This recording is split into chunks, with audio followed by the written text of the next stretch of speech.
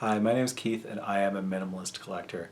I've been doing a lot of reading this past week on an economics theory. Now, the economic theory of the sunk cost fallacy comes up a lot in minimalism. Which is the concept that once you spent money on something, that money's gone, and to continue to spend money on it is a flaw. So you bought a huge pile of stuff, you were keeping it in storage, paying $100 a month because you paid a lot for the original stuff. The sunk cost fallacy says that you should just get rid of that stuff because it's eating in another $100 every month, as opposed to rationalizing that you paid a lot of money for it to begin with.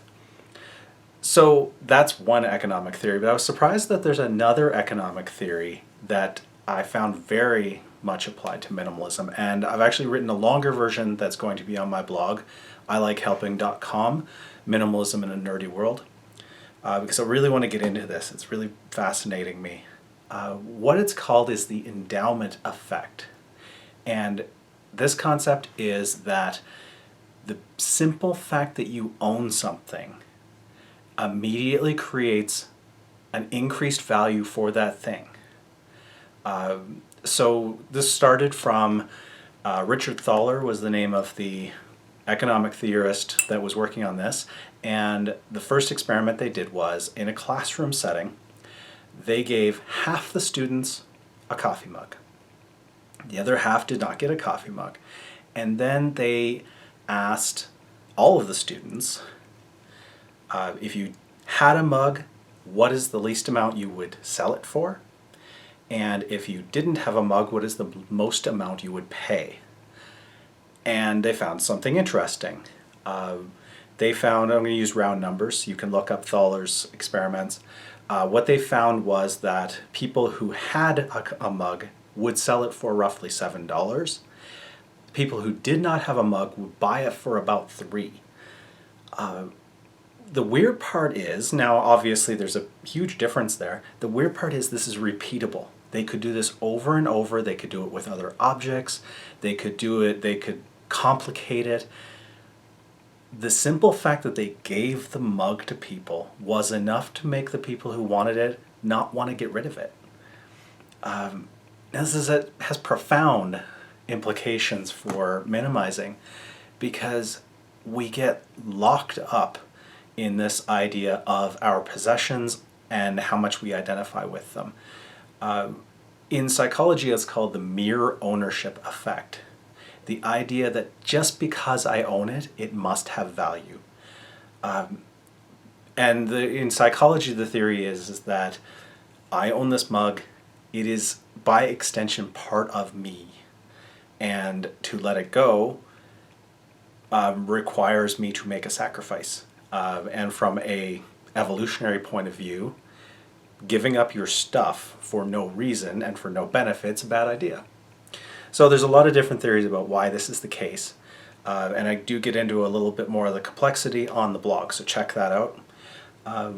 One of the interesting effects that this has is I've been playing with, as I sell things on eBay, I've got this weird switch that goes off in my mind that the difference between a treasured object and the next eBay sale is the potential revenue I'm going to get from it. And I'm going to have an example here. That's why I've positioned myself right where I am. Right behind me is my collection of Planet of the Apes stuff. Now, as I have pared down my collections, I have focused on having just a few items from my core fandoms. And I've eliminated all the fandoms of things I'm only sort of a fan of. So I've got a small collection of Planet of the Apes, Jawas. I do have a Jawa video coming up where I go through the incredible, overwhelming amount of Jawas. I have a Planet of the Apes, and I have smaller units of Matrix 24 and a few other things. A very kind of a third of a shelf kind of thing. So I'm really focusing down to have a very small amount. So this is what Planet of the Apes has turned into. Here's the movies, kind of packed up into a couple of cases instead of big boxes, a couple of books, and some pop figures and these two great figures. I love these figures. There's a lot of sentimental value to these two. So the pop figures, now they're cute. I like them. They cost me about $15, we'll say, each. And $15 isn't a crazy amount. If I didn't have them right now, I actually might justify $10 or $15 for these. The problem is that this guy right here sells for $50. Now, this brings me to the mere ownership effect and the endowment effect. Now, if I saw this guy on a shelf for $50, I wouldn't buy it. At $10 or $15, that's worth worth a nice display item for me. For $50, not as much. And so the challenge here is, if I don't sell him now at $50, I am de facto paying $50 to own that item. I want to unpack that a little more. If I was starting from scratch, I wouldn't pay $50. I might pay $15. $15 is what I did pay. But right now there's an opportunity cost, because by not selling that, I'm not making the difference. Not to say that I'm going to try to find another $15 one afterward, but I think it's a fascinating effect that I'm having as I do the eBay part. I've tried to be at the end of the eBay thing, and every once in a while something like this pops up. Now there's two of these figures still go for 10 or 15, and two of them go for 30 or 50. Guess which two are now treasured items and which two are hitting eBay?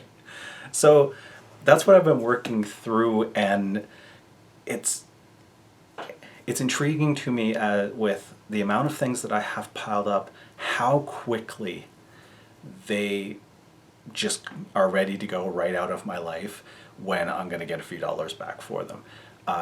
My theory is that I have assigned this high level of priority to being debt-free. And this is actually a thought I had at the very beginning of this whole process. Is I looked around at this room, it was packed with stuff and books and movies and just overwhelming amounts of stuff. And I said, there's nothing in here that I wouldn't trade to be closer to being debt-free. And that rule has continued. So I'm going to end up with this weird collection, and this has happened with my comics especially, that my comic collection is made up entirely of comics that are not available digitally and comics that are not worth selling. So things I love, but I can't get enough return to rebuy them digitally. So it's an odd collection to have. If I love them and they were worth something, then I could sell them, rebuy them digitally, and bank the difference. If I can't do that, then I'm hanging on to the print copy. So short of losing money every time I make a sale, I can't really justify making that swap.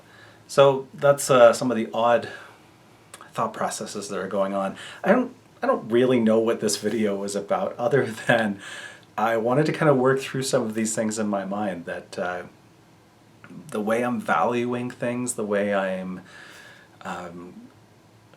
approaching the minimizing and the selling of objects is so tied to that high level value.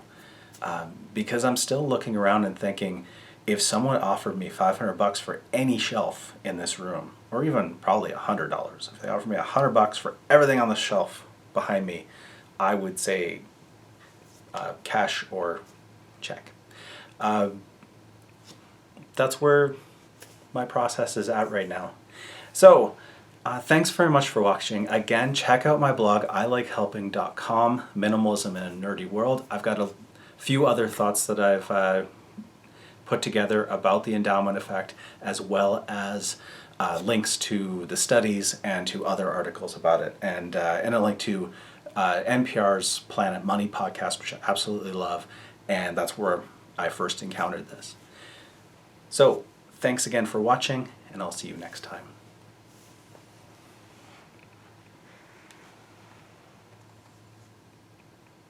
It's a tiger that's a practicing lawyer.